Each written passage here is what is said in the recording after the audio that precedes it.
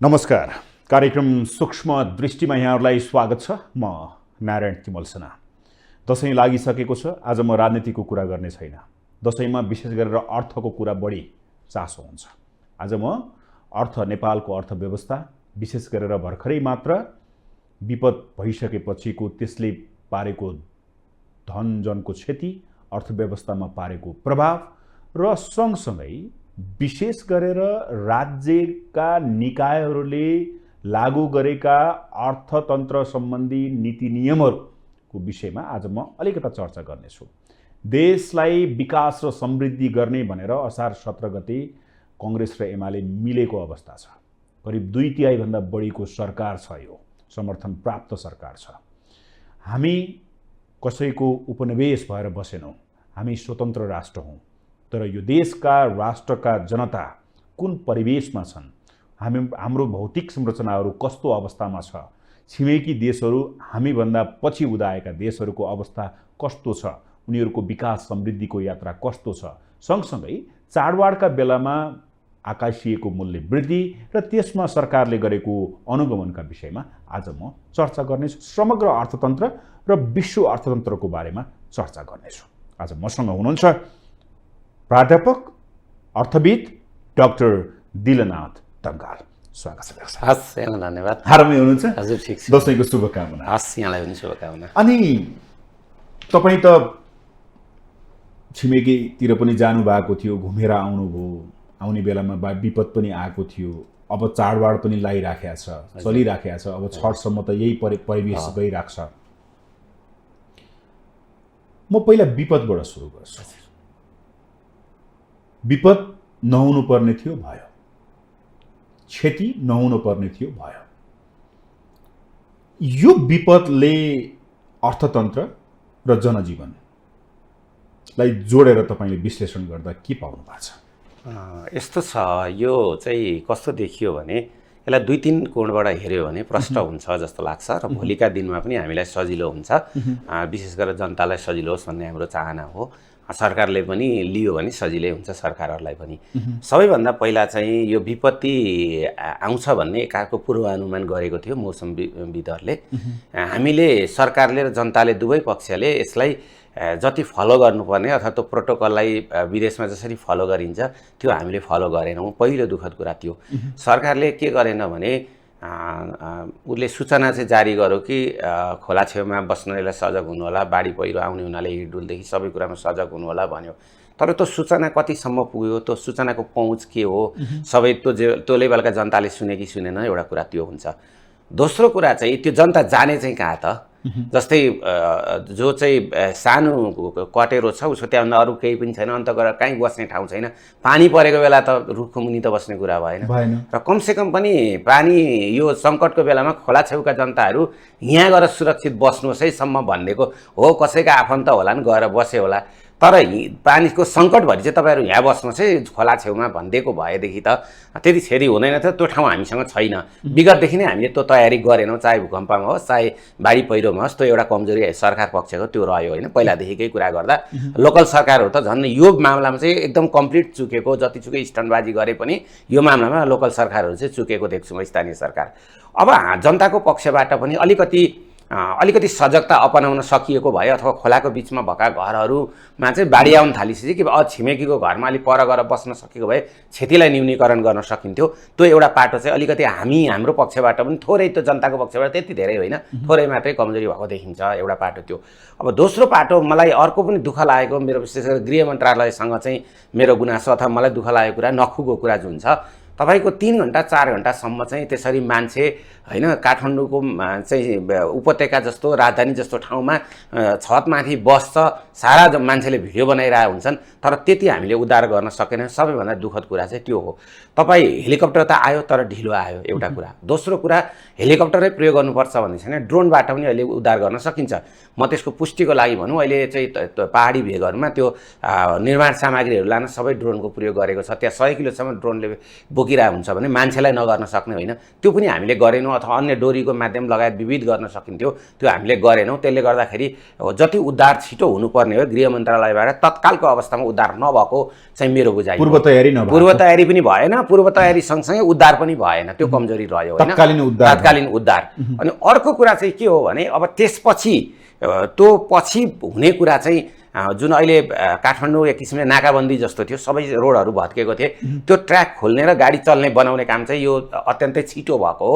यसलाई चाहिँ सकारात्मक रूपमा लिनुपर्छ। यो चाहिँ सरकार पक्षबाट अथवा स्थानीय सरकारहरू पनि जस्तै रोसी लगायतका काभ्रेतिर लागेको देखिन्छ, त्यो एउटा सकारात्मक कुरा रह्यो होइन। अब अर्को कुरा चाहिँ अझै पनि, अनि अर्को कुरा त्यो पहिला जुन रोकिएका थिए यात्रीहरू, तिनीहरूलाई गन्तव्यमा पुग्न पनि अलिक समय लाग्यो, अलिक धेरै दुःख पाए। मैले चाहिँ काठमाडौँ, ललितपुर, भक्तपुर, काभ्रे, सिन्धुली र यो धादिङलाई मैले भ्रमण गरेँ त्यो विपदपछि। त्यो गर्दाखेरि यहाँबाट हामीले टेलिभिजनमा हेरेर यहाँबाट हामीले बोलेर त्यो त्यहाँ भएको त्यो पीडालाई व्यक्त गर्नै सकिँदैन। यहीँनिर आउनु खोजेको मैले, सरकार कहीँ ठाउँमा चुक्यो होला, कहीँ राम्रो काम पनि गरेको छ होला। अब म अर्थसँग जोडेर त्यहाँको व्यवस्था, त्यहाँको मानिसहरूको अवस्था जोडेर तपाईँसँग म कुरा गर्न खोजेको। तपाईँ काठमाडौँ पुरै घुम्नुभयो, ललितपुर पुरै घुम्नुभयो, भक्तपुर जानुभयो, काभ्रे जानुभयो, सिन्धुली जानुभयो, धादिङ जानुभयो, भनेको यो ठाउँमा विपद आइलाग्यो, बाढी पहिरो आयो, डुबान भयो, मानिसले जनधनको क्षति भयो।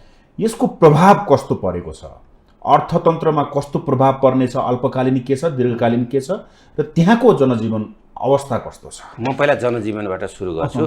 तपाईँको कस्तो छ भने रोसीको किनारमा तपाईँहरूले पनि टेलिभिजनहरूमा दृश्य देख्नुभयो, म त आफै गएर हेरेर आएँ। तपाईँ सिँगै घरहरू लडेको छ। तपाईँको 1-2 रोपनी 2-4 रोपनी जग्गामा भएको घर त्यो सबै खोलामा गइसक्यो, त्यो लगेर घर पनि गयो, जग्गा पनि अब बनाएर बस्ने ठाउँ पनि छैन, लत्ता कपडा पनि बग्यो, कागजपत्र सबै केही कुरो पनि छैन। मैले उहाँहरूसँग जति झन्डै 100 जना जति यी सबै ठाउँहरूमा मैले उहाँहरूलाई सोधेँ, मोबाइलमा रेकर्ड पनि छ धेरैको, अनुमति दिनेहरूको रेकर्ड पनि गरेँ। उहाँहरूसँग लगाएको लुगा बाहेक केही पनि छैन। अब भन्नुहोस् न, अब त्यो जनजीवन कस्तो हुन्छ, जसले चाहिँ जीवनभरि दुःख गरेर एउटा घर बनाएको हुन्छ र सानो व्यवसाय सुरु गरेको हुन्छ, घर पनि बग्यो, व्यवसाय पनि गऱ्यो, लत्ता कपडा भाँडाकुँडा सबै गए, केही पनि छैन, लगाएको लुगा र परिवारको सदस्य, कतिले त परिवारको सदस्य पनि गुमाए। तपाईँ अहिलेसम्म 146 जना 246 जनाको मृत्यु भइसक्यो भने 18 जना अहिले पनि बेपत्ता छन्, 150-200 झन्डै घाइते भएको अवस्था छ होइन।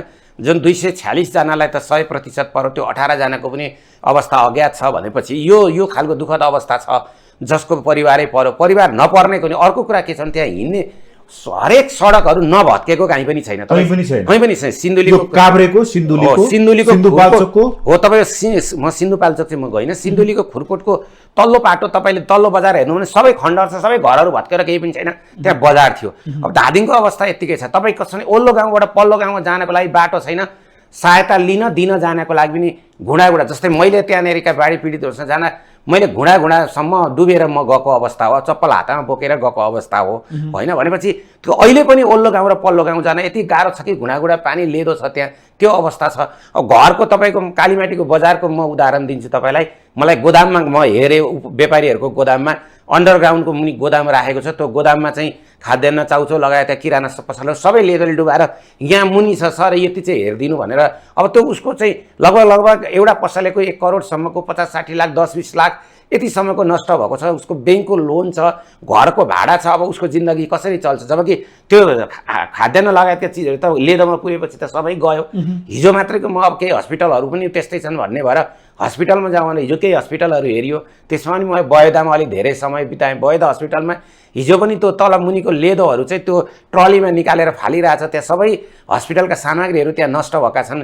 कतिपय जस्तै तपाईँ त्यो मेडिसिटी हस्पिटल त तल्लो तला सबै बगायो, खोलै बगो छेउबाट। अब त्यहाँनिर चाहिँ तल त्यहाँ भएका उपचारमा रहेका चाहिँ पेसेन्टहरू कति धेरै आत्तिए, कति धेरै उहाँहरू त्रसित हुनुभयो होला। त्यो हस्पिटलको तल्लो लेभलको ल्याब लगायतको केही पनि छैन।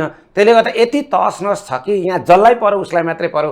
फलफुल र तरकारी डुबेर अहिले पनि तपाईँको त्यो आलु अनि प्याज अनि खरबुजा जस्ता जुन नसर्ने वस्तुहरू अहिले पनि धोएको काठमाडौँ उपत्यकामा हेर्न पाइन्छ, हामीले धोएर बेचेको। त्यसकारण यी सारा कुरा जनजीवन हेर्दा जनजीवन अत्यन्तै कष्टकर छ।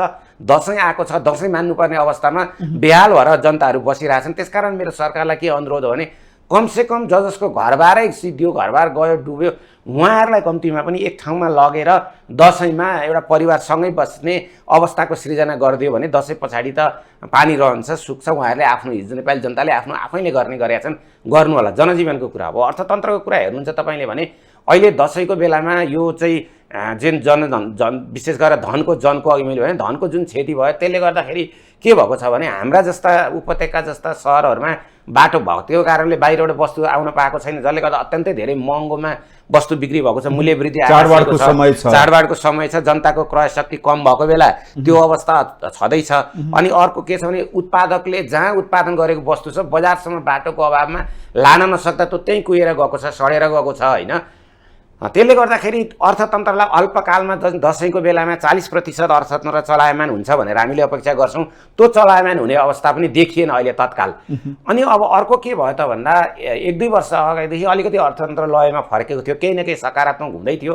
तर अब अहिले यो बाढी पहिरोले गर्दाखेरि त्यो सकारात्मक हुँदै गएको अर्थतन्त्र लयमा फर्किँदै गएको अर्थतन्त्र पनि धराशायी भयो। किनभने पर्यटन अहिलेको हाम्रो सबभन्दा सकारात्मक कुरा बाह्य क्षेत्र हो। बाह्य जस्तै पर्यटन भयो, रेमिटेन्स लगायतको। अब पर्यटकहरू यो पानी यो बाढी पहिरो लगायतको बाटो भत्केको कारणले अब अहिले तत्काल के छैन भनेदेखि तपाईँको त्यो पर्यटकहरू आउने सम्भावना पनि कम भएर गयो। अर्को कुरा चाहिँ तपाईँ त्यो बाटोघाटो पुल बनाउन विशेष गरेर कोशी र बागमती प्रदेशमा त्यहाँ चाहिँ अब अरबौँ पैसा लाग्ने, जस्तै 1 खर्ब बराबरको नष्ट भएको अवस्था छ।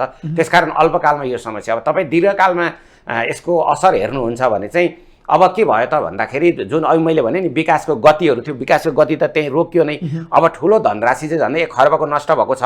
अब विद्युत गृहहरूमा त्यत्तिकै नष्ट भएर गएको छ। अघि मैले तपाईँको खाद्यान्न लगायतका भने अन्य उत्पादन गर्ने ठाउँहरू कृषि बाली यति धेरै नष्ट भएको छ कि कृषि बालीहरू त्यो अहिले सबै रिपोर्ट आइसकेको छैन।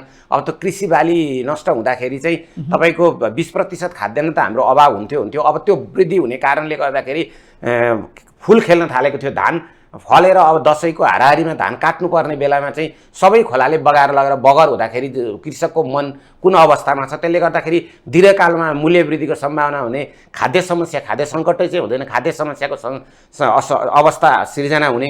अनि विदेशबाट आएका खाद्यान्न लगायतका चिजहरू चाहिँ जुन औषधि सहितका विष सहितका हुन्छन् त्यो खानुपर्ने अवस्था आउँदाखेरि दीर्घकालमा पनि यसले चाहिँ के गर्यो त भन्दा अब तपाईँ रोसी लगायतका ती जुन ठाउँमा बढी समस्या भयो ती ठाउँमा मलाई लाग्छ अब त्यो जनता त्यहाँबाट पुरै विस्थापित भए, ती जनता त्यहाँ फर्केर जाने अवस्था पनि छैन। गत 1 वर्ष 2 वर्ष अगाडि मेलम्चीमा जुन स्थिति थियो अहिले रोसी लगायतका ठाउँहरूमा त्यही स्थिति छ। त्यसले गर्दा समग्र जनजीवन पनि अस्तव्यस्त छ।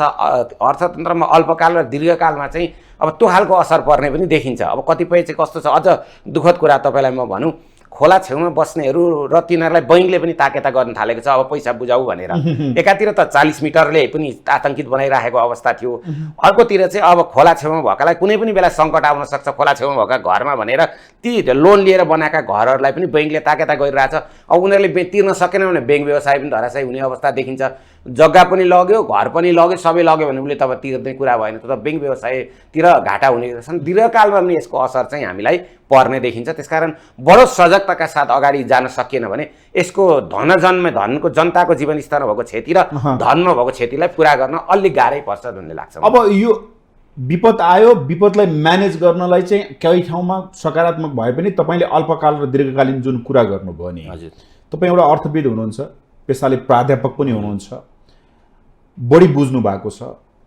यो अवस्थालाई, अल्पकालको यो समस्या र दीर्घकालमा हुने प्रभावलाई जुन तपाईँले जसरी विश्लेषण गर्नुभयो, राज्य यसलाई आधार मानेर कुन वेबाट अगाडि बढे जस्तो देख्नुहुन्छ तपाईँ?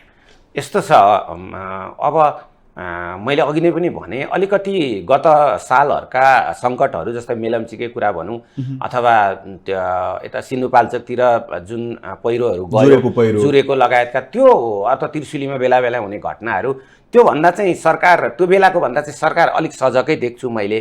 जस्तै बाटो खोल्ने कुरामा लगायतका चिजहरूमा अलिकति सजग छ, तर त्यतिले मात्रै पुगेन। तत्काल चाहिँ जति त्यो 18 जनाको खोज्ने कुरा 100-150 जना घाइतेलाई उपचार गर्ने कुरा र जतिजना परिवार सङ्कटग्रस्त भए झन्डै 400 परिवार चाहिँ सम्पूर्ण नै नष्ट भएको छ होइन। त्यस्तोहरूलाई चाहिँ पहिचान गर्ने, कसको अल्पकालीन समस्या जस्तै होला, दुईटा घरमा एउटा कसैको गयो होला, कसैको खेतबारी गयो, घर बाँकी छ, अथवा कसैको एक तल्ला पुर्यो, त्यो खालको क्षति एक खालको छ भने एक खालको चाहिँ केही नै बाँकी छैन, मान्छे बाहेक सबै नै गयो, मान्छे पनि गयो कतिको। त्यसलाई चाहिँ हामीले चाहिँ डिभाइड गर्नुपर्छ, वर्ग छुट्याउनुपर्छ र सबैभन्दा पहिला जसको केही पनि छैन त्यसलाई चाहिँ हामीले कहाँ बस्न दिने हो त, कहाँ बस्न दिन सकिन्छ? सरकारी ठाउँहरू होला कि अथवा कहीँ सरकारी जग्गा, बाँझो जग्गा अथवा सरकारी भवनहरू होला, कहीँ त्यत्तिकै पालिकाहरूसँग त्यो बस्ने ठाउँ होला, कहीँ स्कुल कलेजहरूका खाली रहेका ठाउँहरू अल्पकाललाई दीर्घकाललाई त सम्भव हुँदैन। तत्काललाई चाहिँ उनीहरूलाई सही ठाउँमा लगेर चाहिँ बसाउने व्यवस्था गरियो भने त्यसले एउटा काम के गर्छ तपाईँको भनेदेखि त्यो अल्पकालमा बसाइ भइसकेपछि वरिपरि गाउँकै मान्छेहरूले पनि खाद्यान्न दिने ओर्ने अन्तबाट आएको राहत पनि दिन सकिने अवस्था छ। बस्ने नै भएन भने कहाँ छ थाहा छैन, राहत कहाँ दिने त? जस्तै हामीले पनि जाँदाखेरि लिएर गएका थियौँ चाउचाउ चिउरा लगायतका चिजहरू, जो एकै ठाउँ बस्नु भएको थियो उहाँहरूलाई हामीलाई दिन सजिलो भयो। अब दगुरी राख्नु भएको छ, उहाँ उद्धारमा जानुभएको छ कि खाद्यान्न अभावमा भोकै हुनुहुन्छ कि हामीलाई सोध्न गाह्रो भयो क्या। त्यस कारण एक ठाउँमा व्यवस्थित रूपले त्यस्ता खालका मान्छेहरूलाई वर्ग छुट्यायो। फेरि कस्तो हुन्छ भने राहत लिने बेलामा कहिलेकाहीँ चाहिँ राहतै दिनु नपर्ने मान्छे पनि राहत लिन आइदिएर लिने हामी कहाँ चलन छ।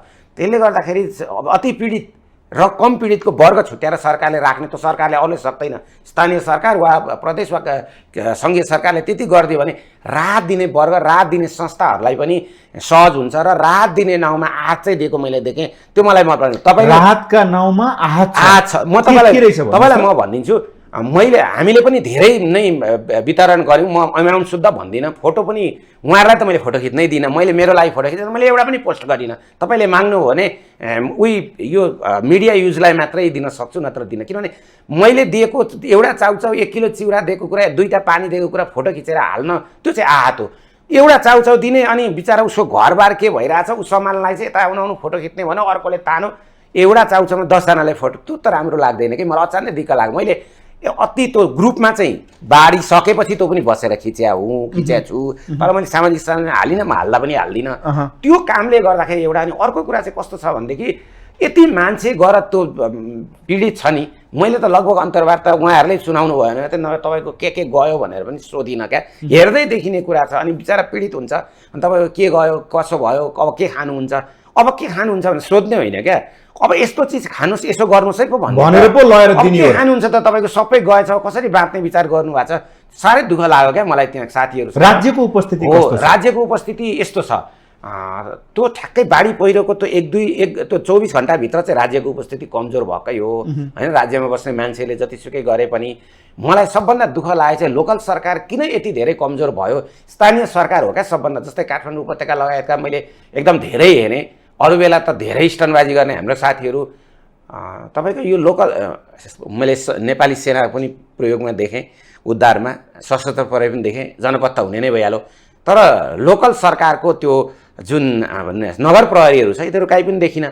अनि मलाई आफैलाई लाग्यो, हुनसक्छ म गल्ती छु, यो हाम्रो नगर प्रहरीको काम चाहिँ मेयरहरूको अघि पछि दगुर्ने र डोको मात्रै खोज्ने हो कि अरू पनि हो? यहाँ स्थानीय सबभन्दा छिटो पुग्ने उनीहरू हुन्, यहाँ किन देखिन भन्ने मलाई लाग्यो। केही ठाउँमा 1-2 जना देखिए, तर जति उपस्थिति हुन्थ्यो र जति सङ्ख्या छ त्यो देखिएन। स्थानीय सरकार कमजोर भयो, कमजोर, एकदमै कमजोर भयो। अब व्यवस्थापनको विषयमा राज्यले तपाईँ गएको ठाउँमा राज्यले के गरे रहेछ? यस्तो छ, त्यो तपाईँको 12-14 घन्टासम्म चाहिँ राज्य अब मान्छेलाई लाग्यो होला आफै सुरक्षित हुनुपर्छ लाग्यो, अथवा पानीको कारणले किन पुग्न सकेन त्यो चाहिँ मैले थाहा पाइनँ। 12 घन्टा चाहिँ अलिक कमजोरै भयो सबै पक्ष। 12 घन्टापछि चाहिँ अलिकति सङ्घीय सरकारको उपस्थिति चाहिँ देखियो, विशेष गरेर नेपाली सेना प्रयोग गर्दै चाहिँ अलिकति त्यो देखियो। र उनीहरूले त्यो जुन बग्न लागेका घरहरूका मान्छेहरूलाई उद्धार गर्ने काममा त्यो चाहिँ नेपाल प्रहरीहरू एकदमै र नेपाली सेना लागेको देखिन्छ सरकारको पक्षबाट, त्यो उपस्थिति देखियो एउटा। दोस्रो चाहिँ अब अलिक पर बाढी खोला पहिरो सम्भावना भएका ठाउँका अलिअलि धनमाललाई पनि थोरै संरक्षण गरेको देखियो। अनि जसलाई बगायो तिनीहरूलाई अथवा जो परे उनीहरूलाई खोज्ने काममा पनि तदारुकता देखिन्छ सरकारको, र त्यसमा उपचारमा पनि लागेको त्यो चाहिँ देखिन्छ। तर मैले भनेको जस्तो आजको मितिसम्म आइसक्दा आज तपाईँ हामी कुरा गरिरहेको छौँ 21-22 गते कति भइसक्यो होइन, 10-12 दिन नै भइसक्यो। 10-12 दिनभित्रमा मेरो चाहना चाहिँ के हो भने 3 तहका सरकार भएर कमसेकम पनि त्यो क वर्गलाई चाहिँ सबभन्दा बढी क्षति पुगेका भनौँ उनीहरूलाई चाहिँ सहज बसोबास गर्ने र सहज खाद्यान्न औषधि उपचार चाहिँ सबैलाई गर्न पाएको भए त्यो एकदमै राम्रो हुन्थ्यो। अहिलेको हामीले अपेक्षा गरेको यो सरकार चाहिँ वास्तवमा जनताको चाहना र आवश्यकता अनुसारै बनेको, न त भने गठबन्धनलाई अब मन पराउनेवाला छैनन् क्या। साना साना गठबन्धन भने दिक्कै लागिसक्यो, गठबन्धन सुन्नै छोडिसके। तर यो चाहिँ साह्रै साना भएर 6-6 महिना 3-3 महिनामा बनेको मैले त्यहाँ त्यहीँ जोड्दैछु। त्यो त जनताको धेरै अपेक्षा छ नि त, त्यो आधारमा जनताको चाहना अनुसार बनेपछि जनताको अपेक्षा हुन्छ। तर त्यो अपेक्षा अनुसारको चाहिँ कमसेकम पीडितले चाहिँ सबै ढङ्गले राहत पाइसक्ने हो भने चाहिँ सहज हुन्छ भन्ने मात्रै मैले भन्न खोजिरहेको। भनेको समन्वय स्थानीय प्रदेश तीन सरकारको पनि देखिँदैन, छैन। तीनटा सरकार अहिले चाहिँ सुरु भनेको जनताहरूले जुन उद्धारको तात्कालीन उद्धारको विषय राहतको विषय जुन छ नि भनेको त्यो अनुसारको चाहिँ पाएको छैन भन्दा हुन्छ। मैले भनेको चाहिँ के हो भने नपाएकै अवस्था अथवा पहिला जुन बाढी आएकै अवस्थामा सबै चाहिँ छैनन्। पहिलो चरणको प्रारम्भिक चाहिँ सरकारले गरेको छ, गत वर्षहरूको तुलनामा त्यो सकारात्मक छ।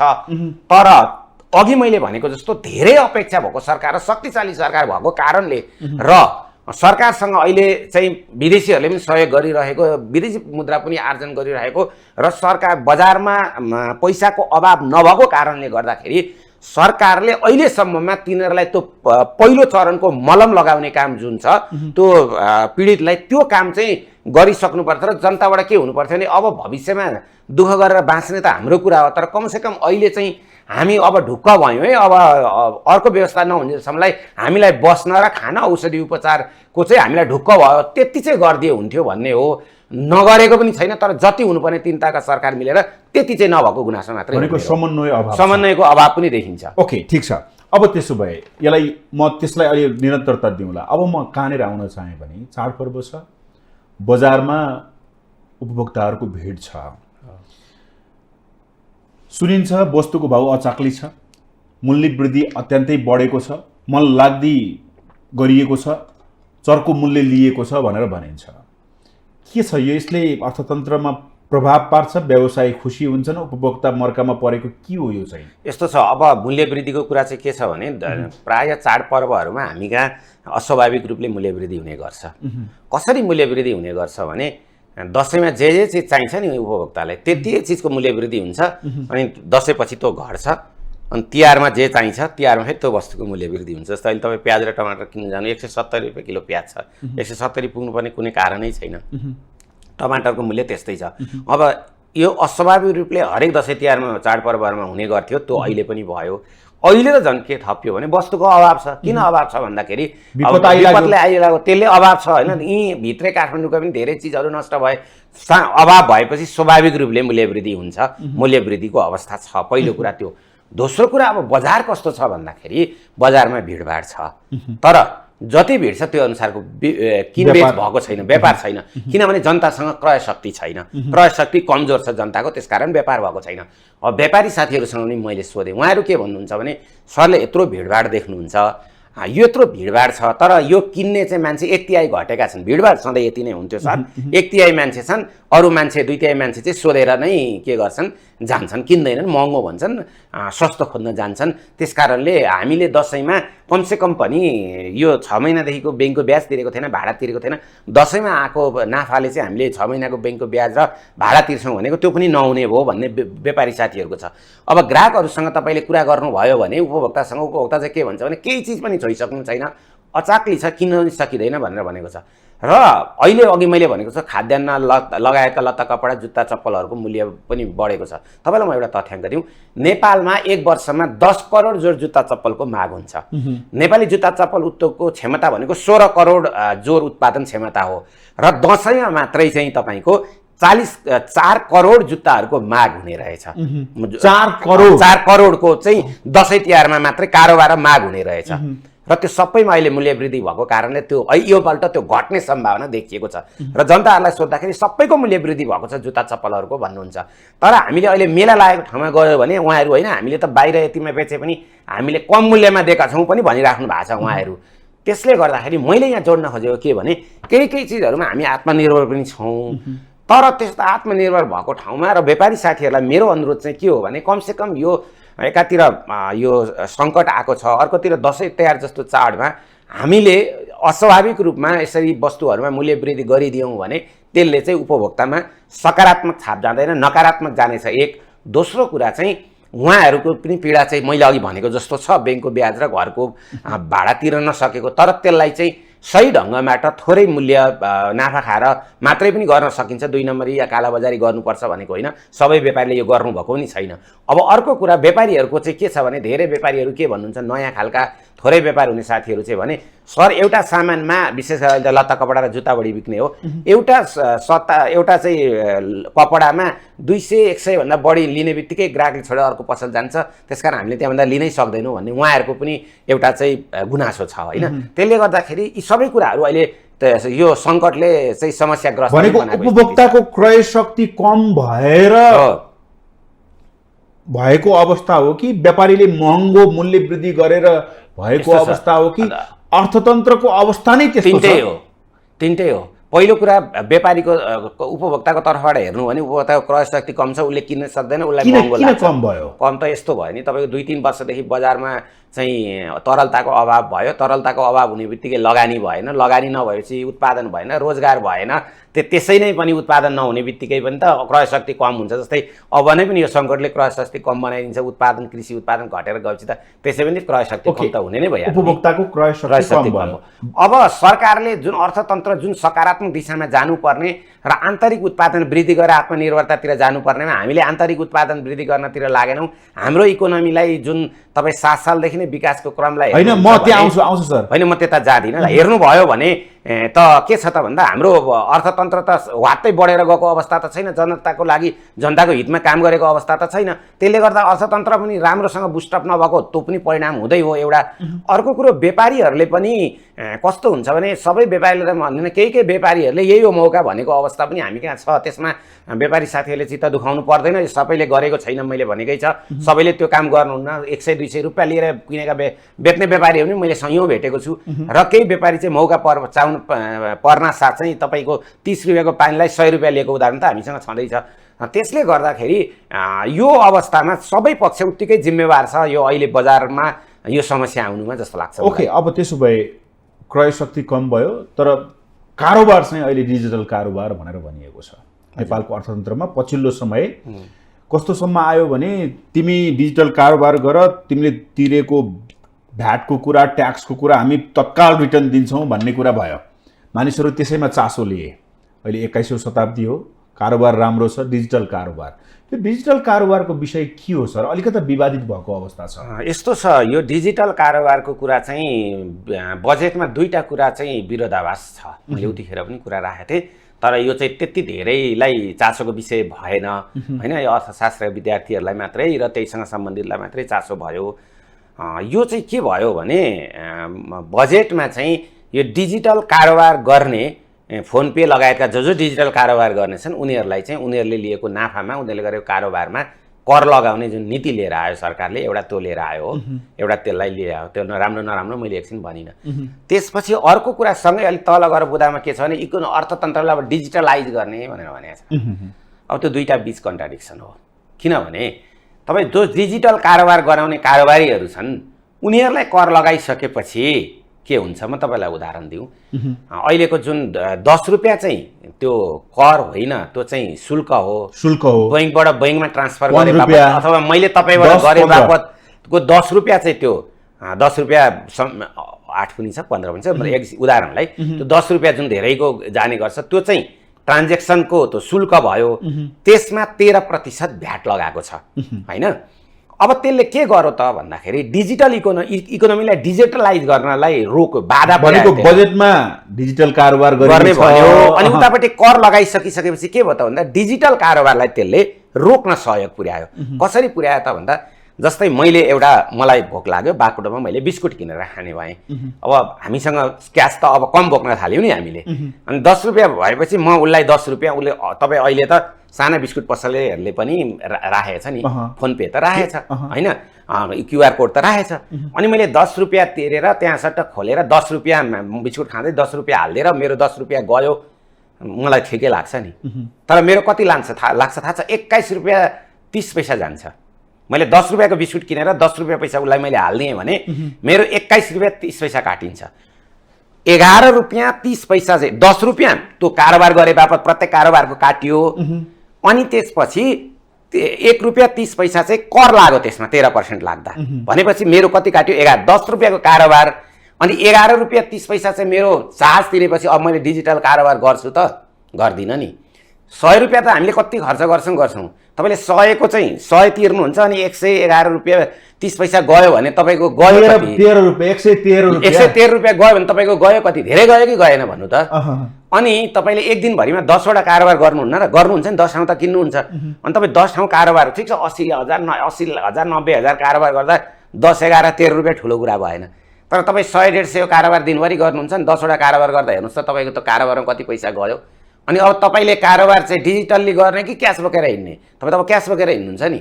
किन दिनै कारोबार गर्नुपर्ने साना कारोबारीहरूसँग गरिरहनु पर्ने भयो भने त त्यो मान्छेलाई त डिजिटल्ली त अब उसले सक्ने भएन नि। कतिपटक डिजिटल गर्दाखेरि प्रत्येक पटक मैले ट्याक्स तिरिरहेको हुन्छु। त्यति मात्रै होइन नि, तपाईँ कतिपयको त सबै ठाउँमा नेट नहुन सक्छ। उसले चाहिँ के गर्न सक्छ भनेदेखि डाटा खोलेको हुनसक्छ, त्यहाँ पनि गइरहेछ। अब तपाईँलाई अझै जोड्छु, यसको कुरा अलिक बढी नै छ। तपाईँलाई म के जोडौँ भने हामीले एटिएमको पनि तिरेको छ हो, अनि बैङ्कमा डिजिटल कारोबार डिजिटल ब्याङ्किङको पनि तिरेको छ हो, अनि फेरि जनताले यो पनि तिर्ने भनेपछि स्थिति के हो त भन्नु त? त्यसले गर्दाखेरि यदि इकोनोमीलाई डिजिटलाइज गर्ने हो भने यो गलत छ। इकोनोमीलाई डिजिटलाइज गर्ने हो भने यो जुन लिएको कर छ नि, म करको विद्यार्थी, मैले के भन्छु भने सबै क्षेत्रमा कर लगाउनुपर्छ। त्यो डिजिटल इकोनोमीमा पनि कर कारोबार गर्नेलाई पनि कर चाहिँ लगाउनुपर्छ। तर अत्यन्तै थोरै लगाएर उनीहरूले जस्तै हामीले 5,000 बराबरको कारोबार गर्दा 1 रुपियाँ तिर्नुपर्ने, 10,000 को गर्दा 2 रुपियाँ तिर्नुपर्ने, यो खालको भए त अलिक सहज हुन्थ्यो होला नि त। एकैचोटि हामीले चाहिँ 10 को कारोबार गर्दा पनि 11 रुपियाँ 30 पैसा तिर्नुपर्ने अवस्थाको सृजना गरिदिँदाखेरि डिजिटल चाहिँ इकोनोमी कसरी हुन सक्छ भन्ने मेरो कुरा हो। यहाँनिर त्यही त मेन विवाद भनेकै यहीँनिर छ। मान्छेहरूलाई अलिकता तपाईँले भने जस्तो क्यासै लिएर जाने कि यो मोबाइल ब्याङ्किङ त नगरौँ भो, हैरानै हुने रहेछ, खालि पैसा मात्रै काट्छ, हरेक मान्छेको मुखबाट मैले सुन्छु कि होइन यो एटिएमबाट अर्को ब्याङ्कबाट त स्वाइप नगरौँ भो, यहाँ पनि पैसै काट्ने रहेछ। हरेक ठाउँमा उपभोक्ता ठगिएको अवस्था छ कि भनेको कारोबारमा ठगिएको अवस्था छ, विशेष गरेर डिजिटल कारोबारमा। अब यसको नियन्त्रण र यसलाई चाहिँ सही तरिकाको उपयोग गर्ने नीति राज्यसँग के गरेको जस्तो लाग्छ? म अझै अलिकति जोड्छु ल, पहिलो कुरा नै थोरै। जस्तै त्यो पैसा कसले लिन्छ पनि भनौँ, यहाँ बुझ्नु जरुरी छ। खासै कम डिबेट चलेको छ त्यो चाहिँ त्यो फोन पे को कारोबार गर्ने र बैंक दुईटाले सेयर गरेर लिने रहेछ क्या। त्यो नेपाल पे, फोन पे, सेवा त्यो चाहिँ छन्, सबै जति पनि छ। सरकारले ट्याक्स चाहिँ सरकारले लियो, त्यसमा मैले त्यति धेरै विरोध गरिनँ। त्यो 10 रुपियाँ जुन चाहिँ काटिन्छ त्यो चाहिँ त्यो ट्रान्जेक्सन गरेर कारोबार गर्ने कारोबारीहरू, डिजिटल कारोबारीहरू र बैंकहरूले लिन्छ। अब मैले जोड्न खोजेको के भने डिजिटल कारोबारीले लिएर गल्ती गरे पनि म भन्दिनँ, उनीहरू पनि जरुरी छ हामीलाई, किनभने उनीहरूले डिजिटल कारोबार गर्दैन भने त डिजिटल इकोनोमीमा जाँदैन नि। उनीहरूले कारोबार गरिदिएर त ठिक गरेका छन्, तर उनीहरू घाटामा छन्, उनीहरू नाफामा गएको अवस्था छैन। भर्खर अलिअलि बामे सर्दै गरेको अवस्थामा तत्काल सरकारले करको दायरामा ल्याउनुपर्छ, करको भित्र ल्याउनु चाहिँ पर्छ, तर एकदम नोमिनल कर लगाएर उनीहरूलाई रेकर्डमा मात्रै राखेर जब उनीहरू बाँच्न सक्ने हुन्थे, जब कारोबार धेरै फस्टाउँथ्यो, त्यसपछि आवश्यकताका आधारमा चाहिँ कर लगाउन पाएको भए यो विवाद र यो समस्या आउँदैन थियो। त्यसकारण यो गलत भयो। बजेटमै आएको कारणले गर्दा यो सच्याउन त अलिक बेर लाग्ला, सरकारले सच्याओस् भन्ने मेरो अनुरोध हो एउटा। अर्को कुरा चाहिँ सबभन्दा पहिला अब बजेट ल्याउने अथवा बिचमा तपाईँको पुसमा पनि मध्यकालीन समीक्षा मार्फत गर्न सकिन्छ, ल्याएर अघि मैले भनेको जस्तो 5,000 गर्नेलाई, 10,000 गर्नेलाई, 20,000 गर्नेलाई, एउटा कारोबार गर्नेलाई यहाँ तपाईँको करोडौँ डिजिटल कारोबार हुने गर्छ। अहिलेसम्म 127 अर्ब खर्ब 32 अर्बको डिजिटल कारोबार भयो होइन। त्यहाँबाट कर त धेरै उठ्यो नि, उठाउनु पर्छ, तर कर उठाउने क्षेत्र त्यो मात्रै होइन के। मैले भने नोमिनल कर लाएर करको दायरामा उठाउनु चाहिँ ल्याउनु पर्छ, तर यत्रा ठुला कर लाग्ने क्षेत्रमा चाहिँ सरकार गएकै छैन। त्यहाँ गएर कर त्यहाँ चाहिँ कर नछोड्ने र यो ठाउँमा अत्यन्तै नीति नियम बनाएर थोरै नोमिनल र जनताले तिर्दाखेरि दिक्क नमान्ने। हेर्नु होला, यही किसिमको कारोबार भने दुईटा काम हुन्छ। कि जनता क्यासमा फर्किन्छ, डिजिटल कारोबार छोड्छ कि चाहिँ यसको अत्यन्तै ठुलो विरोध हुन्छ। यो चाहिँ एउटा ठुलो विरोधको विषय बन्न सक्छ र भोलि यसले यो आन्दोलनको विषय पनि बन्न सक्छ। दुईटा मध्ये एउटा पक्कै हुन्छ मलाई लागिरहेछ। जनताहरू सबै एकै ठाउँमा आएर आन्दोलन गर्न सक्षम भयो भने आन्दोलनतिर जान्छ, नत्र भने ठिक छ क्यास लिउँ, बैंकबाट झिकौँ, एटिएमबाट पैसा तिरौँ, किन यो डिजिटल बेकार मोबाइल खोल्ने यो त्यो दुनियाँ दिवाना गरिरहँदैन कि मान्छेले नेट सेट यो गरेरसम्म। त्यो दुईटा मध्ये एउटा हुन्छ। त्यसकारण इकोनोमीले डिजिटल बनाउने हो भने सरकारले बजेटमा नै ल्याएर त्यो लागेको कर अथवा लिने शुल्कलाई कम गरिदिएर थोरैभन्दा थोरै लिएर जानुपर्छ। बरु यसको विकल्प त के भन्नुभयो भने तपाईँले अहिले 5 लाख व्यापारीहरूमा 32% व्यापारीहरू त दर्तै छैन, त्यत्तिकै चलाइरहेछ। त्यहाँ दर्ता गऱ्यो भने त त्यहाँ 32%बाट त त्यहाँबाट आउला नि त कर, होइन? अब तपाईँको त्यो विभिन्न शक्तिपीठ पूजा गर्ने ठाउँहरू म 64वटा चाहिँ त्यो के अरे धार्मिक स्थलहरू घुमेँ। त्यहाँ पुजारीहरूले कुनै कुनै दिनमै 20-50 हजार पनि आम्दानी हुँदो रहेछ। त्यस्ता धेरै ठाउँहरू छन्। अब कतिजना सुन्दाले कहाँ कर देखाउँछ त्यहाँ भन्दा, तर त्यो कमाएपछि तिर्नु त पर्यो होला नि त। अनि तपाईँको त्यति मात्रै होइन, कतिपय प्रोग्राम त्यो स्टेज प्रोग्रामहरू हुँदाखेरि त्यहाँ 30 लाख 30,000 40,000 80,000 लिने रहेछ। क्यास चेक लियो गयो, 1 रुपियाँ पनि त्यहाँ कर तिरे हुँदैन। हाम्रा बस्ने घर गरेर ठेकदारहरूले त्यहाँ कर तिरिरहेको हुँदैन। विभिन्न कन्सल्टेन्सीहरू छन् त्यहाँ कर तिरेको छैन। होइन सबैले भनेको होइन, मैले बहुसङ्ख्यकले तिर्ने साथीहरू पनि हुनुहुन्छ नियमित ढङ्गले। अनि यस्ता ठाउँहरूमा कर लाउने सजिलो ठाउँ छ, त्यहाँ चाहिँ कर लगाएको छैन सरकारले। म एउटा करको विद्यार्थी त्यो मैले रिसर्च गरेर 12-14 पेजको सरकारलाई बुझाए पनि हो। त्यो पुऱ्याउनेले पुऱ्याइदियो पुऱ्याइदिएन, हाम्रो पहुँच त सरकार मन्त्रीहरूसम्म हुँदैन, होइन? त्यसले गर्दाखेरि अब यो सरकारमा राजनीतिमा एउटा के हाबी भयो भनेदेखि प्रणालीको विकास हुनुपर्ने ठाउँमा चाकडीबाज र चाकडी प्रथाको चाहिँ हाबी भयो क्या सबभन्दा ठुलो कुरो। त्यसले गर्दा न कसैले भनेको कुरा कसैले सुन्छ, न चाहिँ सिस्टममा जान खोज्छ।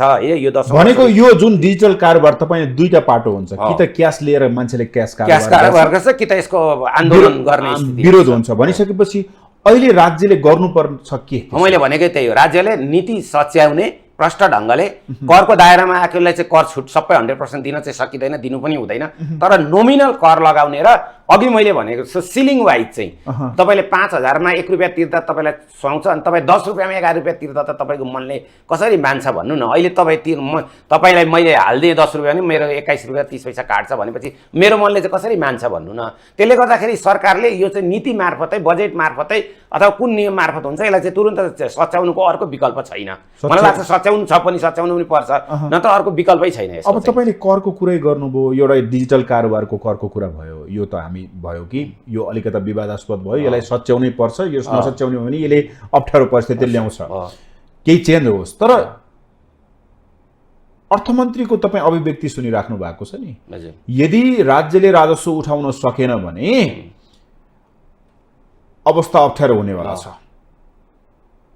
उहाँले जसरी भन्नुभएको छ नि, अहिलेको परिवेश, अहिलेको अर्थतन्त्र, अहिलेको व्यवसाय, अहिलेको क्रय शक्तिको उपभोक्ताको विषय र अहिलेको मार्केट, अहिलेको बजार विश्व बजारसँग जोडेको छैन। म नेपालको बजार कुरा गर्दैछु।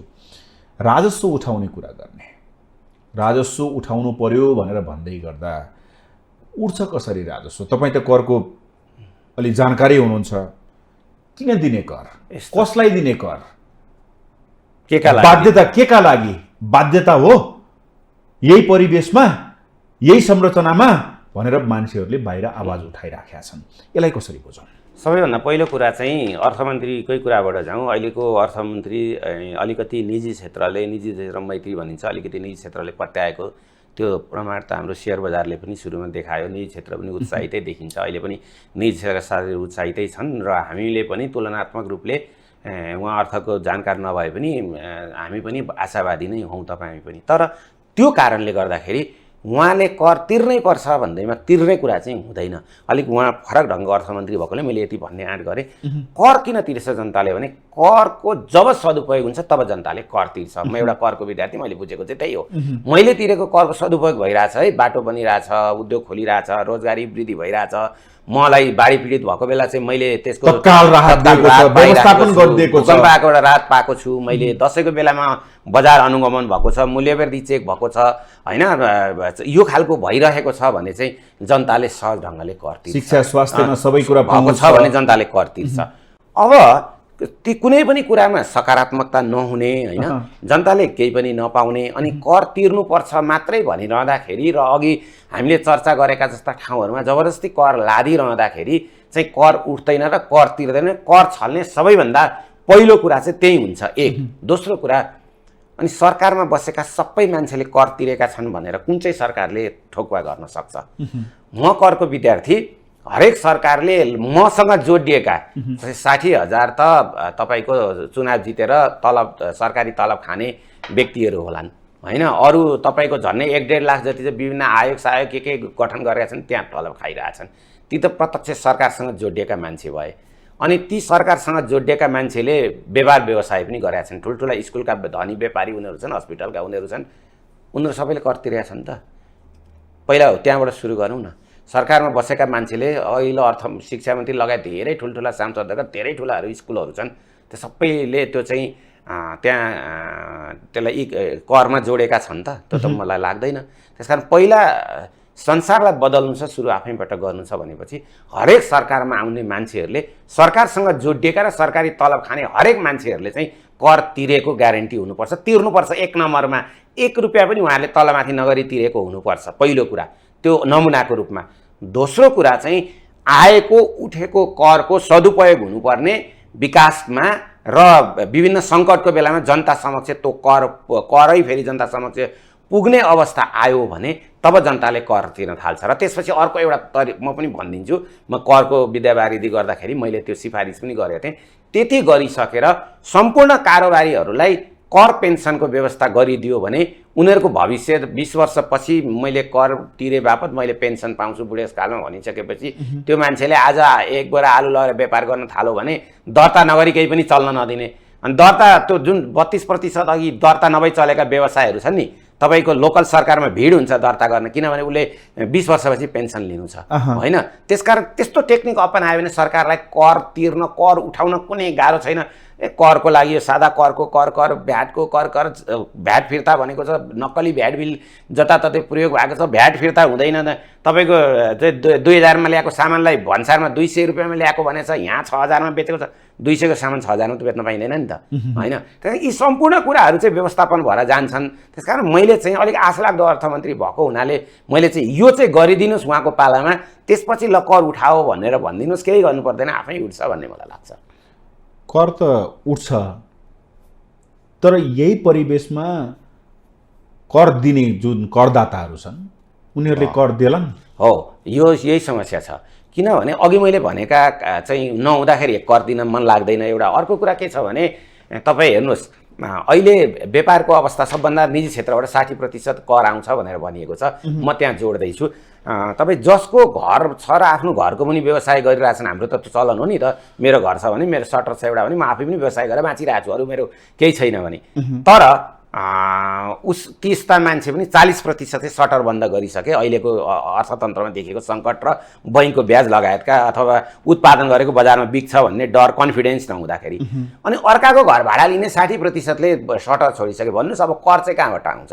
अब त्यो क्षेत्र त्यति प्रतिशत त्यहीँ कर घट्यो। 32% दर्ता बिना चलिरहेको छन् व्यापारीहरू, कर त्यहीँ घट्यो।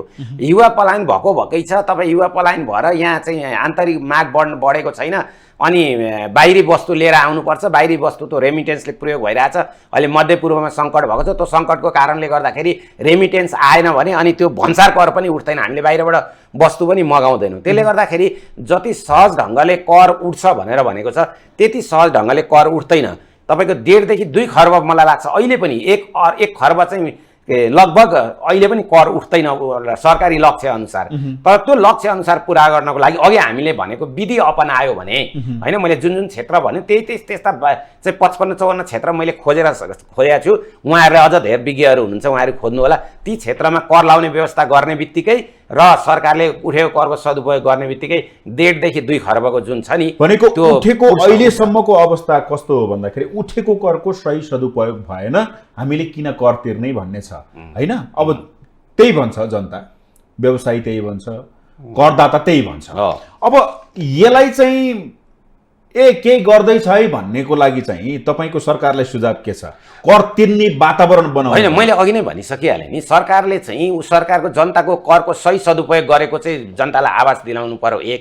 अर्को सङ्कटको बेलामा चाहिँ सङ्कटबाट मुक्त गरिदिनु पर्यो जनतालाई।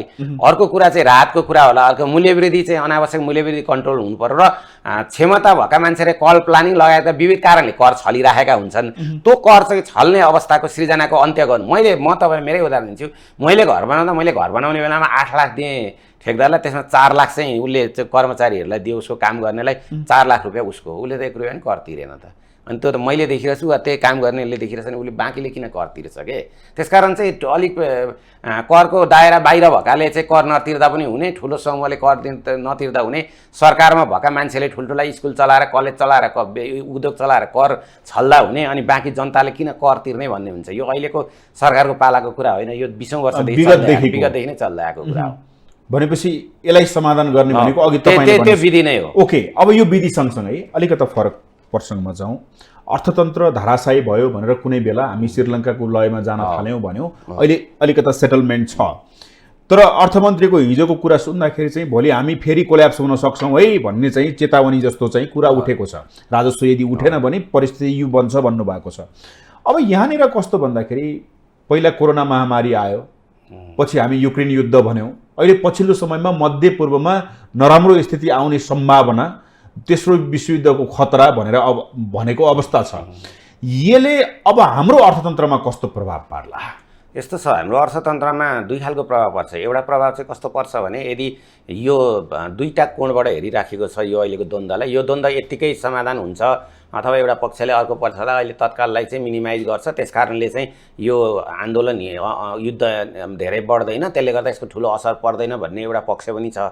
तर एउटा पक्ष र म आफूलाई लागेको कुरा चाहिँ के हो भने जुन अहिले मध्यपूर्वमा को द्वन्द्व छ यो चाहिँ फैलिँदै हाम्रा जहाँ चाहिँ 40-50 लाख चाहिँ नेपालीहरू काम गर्न गइरहेछन् साउदी, कतार लगायतका ठाउँहरूमा, ती ठाउँहरूमा पनि यो आन्दोलन युद्ध सुरु भयो भने के हुन्छ भने त्यहाँ धेरै ठुल्ठुला मल्टिनेसनल कम्पनीहरू, अमेरिकन लगायत मल्टिनेसनल कम्पनीहरू त्यहाँ बसेका छन्, काम गरिरहेछन् र हाम्रा कामदारहरू त्यहाँ गएर काम गरिरहेछन्। त्यो मल्टिनेसनल कम्पनी त्यहाँबाट जान्छ अथवा त्यसको मेन मान्छे त्यहाँबाट गइसकिने बित्तिकै अथवा प्रमुख मान्छे त्यहाँबाट जाने बित्तिकै के हुन्छ भने तिनीहरूको बिचल्ली हुन्छ। त्यो हाम्रा जुन कर्मचारीहरू छन् तिनीहरू बस्ने ठाउँ त बसिरहेको ठाउँमा पाउलान्, तर खाने के तलब छैन, बेरोजगार भयो, त्यसले गर्दा त्यो एउटा सङ्कट आउँछ र तिनीहरूलाई फर्काएर यहाँसम्म उद्धार गरेर ल्याउन पनि सङ्कट हुन्छ। त्यसले गर्दाखेरि फर्केर आयो भने यहाँ रोजगार दिने कहाँ भन्ने कुरा पनि हुन्छ। अनि उनीहरूले पठाउने रेमिटेन्स पनि आउँदैन। अहिले जम्मै हामी बाँचेको त्यतिले मात्रै हो। विदेशी जुन वस्तु तथा सेवा किनिरहेका छन् त्यो रेमिटेन्सले हो। त्यो नआउने बित्तिकै वस्तु तथा सेवा किनबेच लगायतका चिज पनि हुँदैनन् र विदेशी वस्तु पनि हामी माग्दैनौँ, जसले गर्दा भन्सार कर पनि उठ्दैन एउटा। अर्को यसको सुरुवात चाहिँ कहाँबाट भएको त भने सिया र सुन्नी मुस्लिमहरूको त्यो द्वन्द्वको कारणले भएको। अहिले पनि त्यो घटना सकिएको छैन मध्यपूर्वमा, त्यसैको न्यू हो यो। र यसमा अब पश्चिमाहरूले खेलिरहेको अवस्था पनि देखिन्छ। त्यसले गर्दा यो तत्काल सिद्धिन्छ भन्ने लाग्दैन। अब नेपालीसँगको जोड्दाखेरि चाहिँ 12,000 चाहिँ लेबनानमा छन्। लेबनानमा हाम्रो राजदूतावास नभएर त्यसलाई इजिप्टले हेर्ने गर्छ। अब इजिप्टमा पनि राजदूतावासमा 3-4 जना कर्मचारी छैन, त्यसकारण ती 12,000लाई ल्याउनु पर्यो भने तत्काल लेबनानमा हाम्रो समस्या छ। त्यति मात्रै होइन, अन्य साउदी लगायतका मुलुकहरूमा पनि हाम्रो नेपालीहरू जसरी बसिरहेका छन्, भोलि एक्कासी यो द्वन्द्व फेरि यस्तो द्वन्द्व आज अलिकति भोलि अलिकति भएर नै वात्तै चर्किन सक्छ। यो चाहिँ कस्तो छ भने तपाईँ धार्मिक टाइप्सको भएको हुनाले अति धेरै छिटो चर्किन सक्छ। अनि अत्यन्तै छिटो चर्क्यो भने हामीसँग त्यति ठुलो चाहिँ संयन्त्र छैन जसले चाहिँ अथवा राजदूतसँग सम्पर्क, राजदूतावाससँग सम्पर्क हुँदैन, राजदूतहरूले फोन उठाउँदैनन्, उद्धार गर्ने मेन पावर हुँदैन। त्यसकारण तत्काललाई यो ठुलो सङ्कट आउन सक्छ। एकातिर मानवीय सङ्कट आउन सक्छ। इजरायलमा नेपाली छन्, लेबनानमा नेपाली छन्। तत्काल मैले लेबनानको चाहिँ खतरा भएकोले मैले जुन 12,000को कुरा गरेँ, 40 लाख त खाडी राष्ट्रमा छन्। अनि तिनीहरूलाई द्वन्द्व चर्क्यो भनेदेखि त तिनीहरूलाई ल्याउन समस्या हुन्छ। त्यसले गर्दा एक लाइन यसको समाधान पनि भनिहालौँ। अहिले नै मलाई लाग्छ सरकारले एउटा चाहिँ यहाँ चाहिँ त्यो खालको संयन्त्र बनाएर केही मान्छेहरू राखेर त्यो संयन्त्रमा तयारी अवस्थामा राख्नुपर्छ। र मलाई लाग्छ यो जुन हाम्रो दक्षिण एसिया छ, यी दक्षिण एसियाका विदेश मन्त्रीहरूको बिचमा र राजदूतहरूको बिचमा एक खालको चाहिँ सहमति गरेर केही भइहाल्यो भने संयुक्त रूपले नेपालले मात्रै सक्दैन यत्रो ल्याउनको लागि। त्यसकारण जुन भारत, तपाईँ पाकिस्तान, बङ्गलादेश, श्रीलङ्का लगायतका देशहरू बिचमा एकरूपता गरेर भोलि सङ्कट पर्यो भने हाम्रा देशकालाई चाहिँ संयुक्त रूपमा ल्याउँ है भन्ने गरिकन त्यो अवस्थामा रेडी भएर जानुपर्छ। मैले डर देखाएको चाहिँ होइन। यदि सङ्कट आएन भने ठिकै छ, उहाँहरू आफ्नो काम गर्नुहुन्छ, बस्नुहुन्छ, राम्रै छ। यदि आयो भने चाहिँ हामीले पूर्व तयारी चाहिँ त्यो गरेनौँ भने भोलि ती अरू रेमिटेन्स नआउने कुरा त छँदैछ होइन। तर सबभन्दा ठुलो मानवीय सङ्कट पर्छ नि त त्यहाँ युद्ध हुन थालेपछि हामी लिन जान पनि सक्दैनौँ होइन। अब युद्ध भएर तेल ट्याङ्करमा अथवा तेलको उसमा चाहिँ आक्रमण हुने, तेल जल्ने, तेल नआउने, तेलको कारणले मूल्य वृद्धि हुने, तेल सर्टेज हुने, त्यो पाटो त भइ नै हाल्छ। त्यो सँगसँगै मैले चाहिँ मानवतालाई अथवा मानव सङ्कटलाई बढी रूपमा जोड दिएको र अर्थतन्त्रलाई जोड दिँदाखेरि यदि त्यो सङ्कट गयो भने हिजो चाहिँ हामीले चाहिँ तपाईँको रुस युक्रेन युद्धले भन्दा बढी क्षति दिनेछ। अब तपाईँको त्यसको सिधै प्रभाव नेपाली अर्थतन्त्रमा पर्छ, अत्यन्तै ठुलो प्रभाव पर्छ यदि त्यो खालको युद्ध भयो भने। मैले भनिनँ तपाईँको अहिले चाहिँ 12-14 खर्ब रेमिटेन्स आइरहेछ। 12-14 खर्ब रेमिटेन्स चाहिँ ठप्प भएपछि अब स्थिति के हुन्छ त? 12-14 खर्ब त नेपालको आम्दानी होइन र, अनि त्यो नै ठप्प भएपछि के हुन्छ होला तपाईँ इमेजिन गर्नुहोस् त। हामीले किनमेलै गर्न सक्दैनौँ, सामान्य औषधि किन्ने पैसा पनि हुँदैन, तपाईँ हामीले खाने तलब पनि त्यो स्थिति सिर्जना हुनसक्छ एकातिर। अर्कोतिर चाहिँ तपाईँ मानवीय सङ्कट हुन्छ, अर्कोतिर चाहिँ त्यो तेल अभावले गर्दा देशभित्रको आन्तरिक उत्पादन पनि समस्या हुन्छ। त्यस कारण त्यो खालको सङ्कट हुन्छ। त्यसकारण सरकारले अहिलेबाट नै एउटा नेपालमा संयन्त्र बनाउने र त्यो संयन्त्र विदेश मन्त्री लगायतका ती देशका विदेश मन्त्री र राजदूतहरू जुन दक्षिण एसिया भने तिनीहरूको एउटा बसाएर, किन हाम्रो मात्रै सङ्कट होइन उनीहरूको पनि सङ्कट हो। भारत पाकिस्तान र बङ्गलादेशका त ठुलो सङ्ख्यामा बसेका छन् त्यहाँ, हाम्रा मात्रै छैन। त्यसले गर्दा यो खालको संयन्त्र बनाएर अहिले सजग हुनुपर्छ। यदि यो अघि पहिलो पक्षले भनेको जस्तो द्वन्द्व चर्किएन, यतिमै अन्त्य भयो भनेदेखि त केही समस्या भएन। तर द्वन्द्व चर्कियो भने चाहिँ सबभन्दा पहिला मानवीय उद्धार गर्न त्यसो गर्नुपर्छ भन्ने मलाई लाग्छ। धेरै धेरै धन्यवाद छ डाक्टर साहब, आइदिनु भयो। फेरि पनि दसैँको शुभकामना। ल, यहाँलाई पनि शुभकामना, अवसरको लागि धन्यवाद र सम्पूर्ण हाम्रा दर्शकवृन्दलाई पनि आगामी दसैँको शुभकामना दिन चाहन्छु र टेलिभिजन परिवारलाई पनि शुभकामना दिन चाहन्छु। उहाँ हुनुहुन्थ्यो प्राध्यापक अर्थविद डाक्टर दिलनाथ दङ्गाल। आज म समग्र अर्थतन्त्रको विषय, विपद पछिको अर्थतन्त्रको विषय, विश्व अर्थतन्त्रको विषयमा चर्चा गरेको थिएँ। आजको लागि कार्यक्रम सूक्ष्म दृष्टि यति नै। सम्पूर्ण टिमसहित मलाई पनि आज्ञा दिनुहोस्। बडा दसैँको धेरै धेरै शुभकामना।